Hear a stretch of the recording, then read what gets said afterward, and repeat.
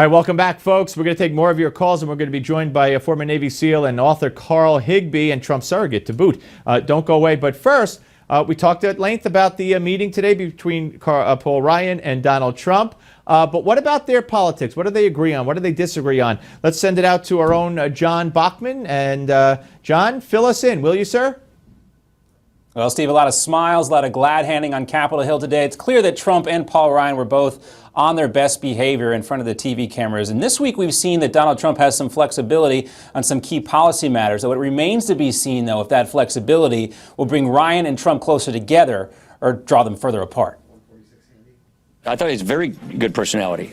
He's a very warm and genuine person. Spotted on Capitol Hill Wednesday, signs of a late spring thaw between Donald Trump and Paul Ryan. The process of unifying the Republican Party, which just finished a primary about a week ago, perhaps one of the most divisive primaries in memory, takes some time. The House Speaker encouraged by the meeting with the presumptive nominee and the GOP's House and Senate leadership.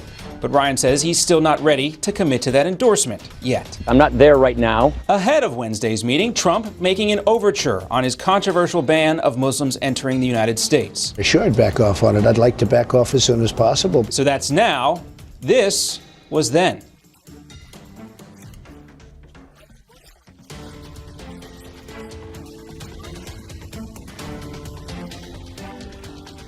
This is not conservatism. But when it comes to other aspects of immigration reform, it's still complicated. Ryan supported the Gang of Eight bill. One of Trump's closest advisors, Senator Jeff Sessions of Alabama, was one of its biggest opponents. You're open to raising the minimum wage. I'm open to doing something with it. The Trump-Ryan rift on the economy could be even harder to heal. Trump recently opened up to the idea of raising the minimum wage and to raising the taxes of the nation's highest income earners. Define as wealthy, by the way. Let me explain somebody like me. Paul Ryan has based his entire career in Congress on trying to do the opposite. We are calling this budget the path to prosperity. So how will we do it? We will cut spending. Don't raise taxes on small businesses because there are job creators. But a lack of results from Ryan and the rest of the GOP has voters frustrated.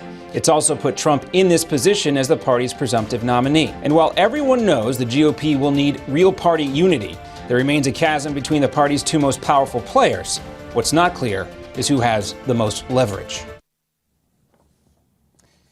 Well, Steve, Donald Trump released this statement today on his webpage, a joint statement that he wrote with Paul Ryan. At least that's what it says. They say they are totally committed to working together. One of the biggest differences you noticed maybe in the tone after this meeting today, neither Ryan nor Trump really indicated that either one was more responsible than the other to unify the party. They at least appear like they're working on that unity together. Back to you, Steve. I got a feeling we're going to get many more reports over the next weeks and months from you on this very issue. Thank you very much, John. Our pleasure. All right. We are joined right now by Carl Higbie, former Navy SEAL, Trump surrogate, and author of a great new book, Enemies, Foreign and Domestic, A SEAL's Story. And let me put this up right here. There it is. Pick it up, folks. Here, great to see you. Thanks for having me. All right. Before we get to the book and everything else that's going on in this crazy world of ours, let's start with this. I mean, Donald Trump is not usually someone who, capitulates or goes and seeks, kumbaya or forget. He's not used to that. No. How do you believe this worked out today for him, still not having the endorsement of Paul Ryan when all is said and done? I think, Paul Ryan had said before this that he was, he never really met with Donald. He talked to him on the phone or something like that. Donald Trump is a very genuine, nice person. I mean, he is a good guy. I think when Paul Ryan and him sat down today, he looked him in the eye and realized that Donald has a great heart. He's a good guy, and he's really out for the American people. And I think he probably said, look, I'll make some concessions here, like, maybe we'll reconsider the Muslim ban, the wall's still getting built.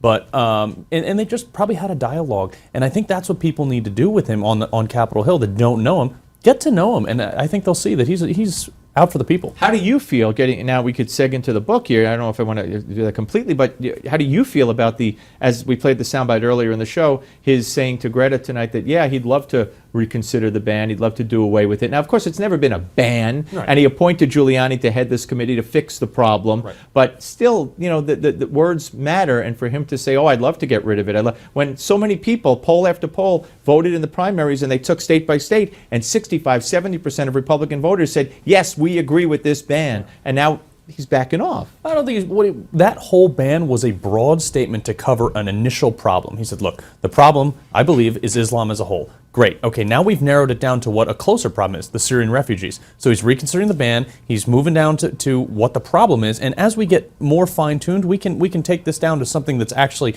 really easily enforceable and really good for the American public. But look, the Muslim ban was an initial idea for him to just try to protect the American people. Yeah, and again, it resonates, and I think, see, Hillary now, she now has the ammo. She says that, Trump is backing off. She said tonight he's backing off. She mocked him.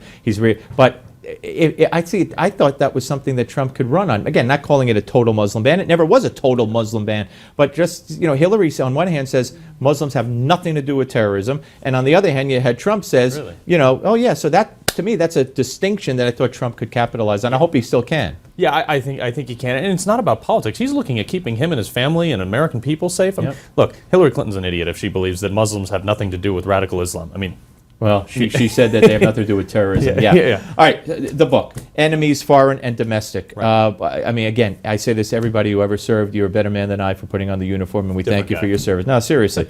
But Enemies, Foreign and Domestic, right now, our biggest threat. I know it's not global warming. You're not going to tell me it's global warming like probably Hillary might say. Wait, it's not? What is our biggest threat right now? Is it the Muslim, ISIS, radical Islamic 100%. threat? I mean, we have terrorism running rampant throughout the globe, and we're refusing to even call it what it is in our current government. I mean, we need a strong leader, someone who's going to go in there, like Donald Trump said, I'm going to bomb the expletive out of ISIS. Right. He's willing to commit the necessary resources to it. Now, people saying, do you want someone like Donald Trump with their finger on the nuclear button? Absolutely, I do. He's the guy who didn't want to go into Iraq in the first place. Right. So he is probably the most level-headed of anybody on that stage. So, look, I think that we are facing a clear enemy, and the sooner the world gets over the fact that, it's not Islamophobia, radical Islam. I mean, Islam is a political ideology masquerading as a religion. We need to understand that as a society. Not all Muslims are bad. Some people are perfectly fine, but the majority of Muslims will stand by and not speak out when these radical Islamists are taking control. You look at Europe. It's frightening. I've spoken to experts on this show. They say Europe is lost. Yeah. I think so. And I mean, you look at places like Brussels, the capital of the EU. I mean, that was a huge terrorist attack there. London just elected a Muslim mayor. Yeah. I mean, there is a major transition here. And look, these people have been at this goal for 1,300 years. Nothing's really changed. Now, some of them are happy to do it peacefully, come in and just take over and use our own systems against us through political correctness and through just overpopulation. Political jihad, yeah. Exactly. And just take over slowly and eventually just assume society like some places in America. I mean, it's happening in some towns. Let's get to the phones, ladies and gentlemen. Again, the book, Enemies, Foreign and Domestic, a SEAL story by Carl Higbie. Let's get to the phones. Carl at 877-NEWSMAX, 877-639-7629. We go to Bonita from Shreveport, Louisiana. Hello, Bonita. No, Bonita. Hello, Bonita. I was going to say, what a pretty name, Bonita, but you've heard that a million times. Are you there? All right, let's move on to the next caller, Barbara from Malzberg, Kentucky. Hello, Barbara. Hello, Steve. How are you? Fine. How are you? Hello? Yes, do you hear me, Barbara? I guess we're having a little technical difficulty. I'll try Gail from Liberty Hill, Texas, in hopes that maybe third time is a charm. Hello, Gail? Third time is not a charm. Gail, are you there? Yes, I am. Ah, you see it? Gail, you are a charm. Thanks for calling. What can we do for you tonight? Well, I'm just calling to say I'm a huge Trump fan, and he's listening to the people. He's the only one that seems to be hearing what we are concerned about. Our borders need to be secured. Our jobs have been sent overseas. I mean, everything you look at right now in this country is it's just falling apart. And we are very concerned. And I'm concerned about, these senators and these congressmen are concerned about having Donald Trump on the ticket. Let me tell you, he's going to be the one that saves their election. But then there are the senators and there are the congressmen that have betrayed us voters.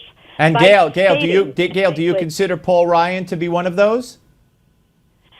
Yes, I do. I'm sorry to say Trump has nothing to do with him not getting reelected. He betrayed us on immigration. He betrayed us by going along with Obama on his stuff. You know, I have just seen the Congress just lay over and let this president run over them. And we are tired of it. Well, we are not going to tolerate this any longer. Gail, I thank you very, very much. And let me end this segment and tell Carl. Carl, I'm sure, knows a federal judge has ruled in favor of House Republicans who actually did some good. They went to court and they said that the funding of Obamacare is illegal. And a federal judge has said, you're right. He did not stop it at this point because it's going to be appealed and probably overturned on appeal. But the Republicans and America won a victory today in the federal courts against Obamacare. That's one thing they did right. Anyway, all right, we're coming back with more from Carl Higbie and your calls at 877 Newsmax. Don't go away.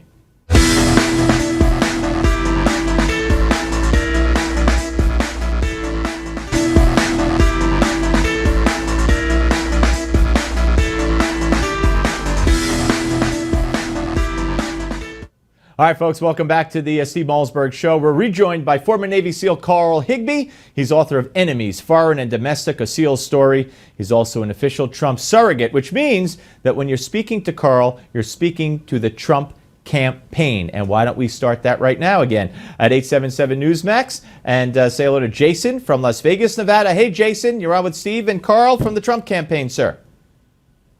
First of all, let me say salutations. Second of all, Carl, I salute you. Thank you for serving our country. It's just an honor to even be able to speak to you. But I have some concerns, and if you could answer these two questions, I would really, really be happy. I'll do First my question. First question. With all in the perilous times we are at now, with Korea, with Russia, and China, if Mr. Trump gets in office, do you think he has the power to unite this country since the left has so much vitriol towards him, and we need to be unified in this country coming up? That's number one. Let him answer number one. Well, I think Trump absolutely. Look, I'm not his official spokesman, but I do speak out in favor of the campaign. He will definitely unite this country. He'll definitely unite the party. People are going to start seeing his genuine care and concern for this country, and especially his support for the military. So, number two, Jason. And this is the most important part, because if you know the left is vicious and corrupt. And so there have been a lot of people on the right side when Obama was in office. So I'm just scared, and I'm really petrified at the left when they be unleashed and come after Trump and do all the things they can to try to make his presidency illegitimate. And so that's what I'm scared of more than anything. The left, especially with Saturday Night Live and all the MSNBC crop and the rest. But I'm just scared the left will just pour everything they can to not give him delegitimize. All right, let Carl go. Let me stop you right there. Look, the left has poured everything they've got against this guy, and during this primary election, the right also poured everything they got against this guy. Donald Trump's not going anywhere, all right? There is not a thing on earth that's going to stop the Trump train right now. And Jason, I thank you. Stick around because my Gimme 5 coming up addresses some of the crazy, wacky things the media has said. So stick around. Let's quickly go to Will from Fort Lauderdale, Florida. I know Carl has another appointment, has to go. Go ahead, Will. Hi, I'm a Trump supporter, and I want to say that I'm proud of what Mr. Higbie's doing there and writing this book about Islam, because we do have a serious problem throughout the whole world with radical Islam, and we have not addressed it for 7 years now under Obama. Right. Yeah, I mean, you're absolutely right. He's unwilling to even call it what it is. So I think that if we can get people out there, get the viewers out there to start speaking out more about it, we're going to be better off. Thank you very much, Will. Appreciate it. So thank you for coming. I know you have an appointment, and I got to ask you this.